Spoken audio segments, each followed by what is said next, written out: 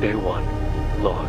Claim ID 001. This entry marks the inaugural phase of our comprehensive exploration and rigorous experimentation within the anomalous environment colloquially referred to as the Backrooms.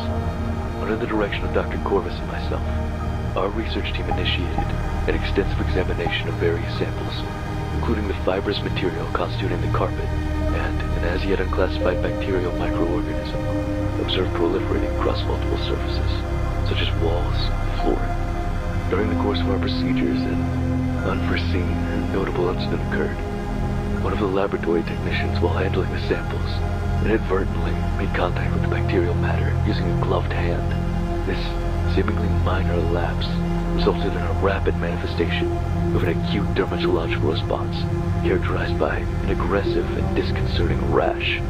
The reaction appeared to transcend a mere surface-level irritation, presenting instead as a concerted attempt by the microorganism to compromise the technician's organic tissue at the cellular level. The pathogenic behavior exhibited a level of aggressiveness and adaptability suggestive of an advanced survival mechanism, intentionally designed to commandeer host biological processes. In adherence to established biohazard protocols, the affected individual was promptly and meticulously isolated from the remainder of the squadron to mitigate any risk of contamination or escalation. Simultaneously, we proceeded with additional sample collection and a battery of further analytical tests. Despite my extensive professional tenure in the domains of biochemistry and microbiology, I must confess, the properties exhibited by this microorganism represents an unprecedented phenomenon. Its ability to interact with organic substrates in such a targeted and detrimental manner defies conventional understanding and warrants an intensified focus on its pathogenic and adaptive capabilities. This preliminary observation underscores the inherent unpredictability and potential dangers associated within the Backrooms environment, as well as the necessity for heightened caution and exhaustive investigative measures as our research progresses.